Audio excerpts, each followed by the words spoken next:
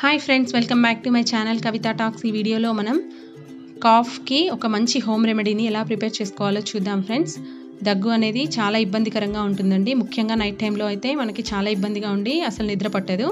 దానికోసం ఒక 100% ఎఫెక్టివ్ రిజల్ట్ని ఇచ్చే ఒక మంచి హోమ్ రెమెడీని ఎలా ప్రిపేర్ చేసుకోవాలో నేను మీకు ఇప్పుడు చూపిస్తాను. దీనికోసం జస్ట్ ఒక 2 ఇంగ్రీడియంట్స్ అయితే సరిపోతుందండి. అవి ఫస్ట్ వన్ వచ్చేసి మిరియాలు, నెక్స్ట్ బెల్లం.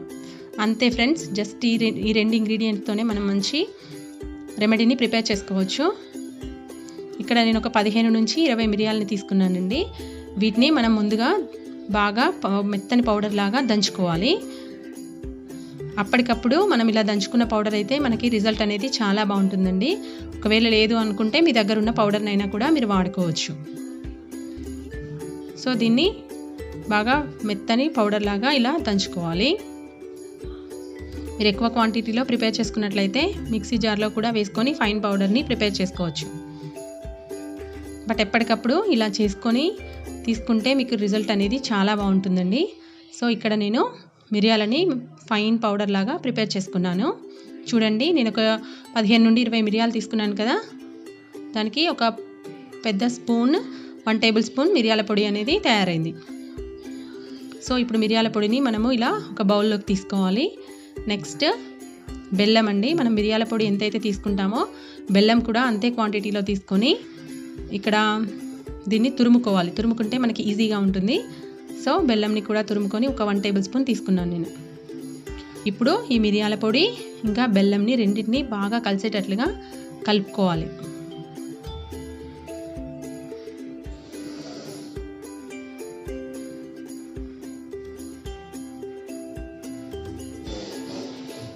బాగా కలుపుకున్న తర్వాత వీటిని చిన్న చిన్న ఉండల్లాగా ప్రిపేర్ చేసుకోవాలి, టాబ్లెట్స్ లాగా.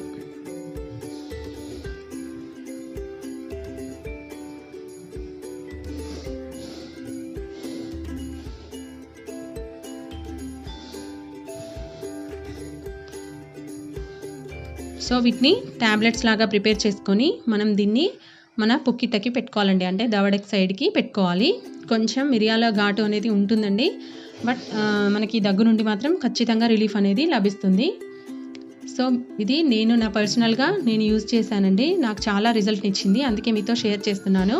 ఒకవేళ మీకు కనుక ఇది ముందే తెలిసినట్లయితే ఇగ్నోర్ చేయండి. తెలియని వాళ్ళైతే ఖచ్చితంగా ట్రై చేసి చూడండి ఫ్రెండ్స్. మీకు కంపల్సరీ యూజ్ అవుతుంది అనుకుంటున్నాను. ఇది చాలా చిన్న పిల్లలకైతే నేను రికమెండ్ చేయనండి. పెద్దవాళ్ళకి మాత్రం ఖచ్చితంగా తగ్గుతుంది. సో వీటిని ఇప్పుడు అన్ని ఉండల్లాగా ప్రిపేర్ చేసుకొని పక్కన పెట్టుకొని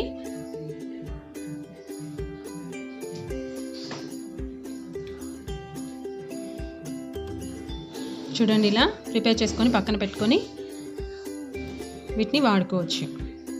రోజుకు ఎన్ని వాడాలి అనేది ఏం లేదండి, జస్ట్ తీసుకొని పుక్కెట్లో పెట్టుకోండి. మనకి 100% రిలీఫ్ ఉంటుంది. ఓకే,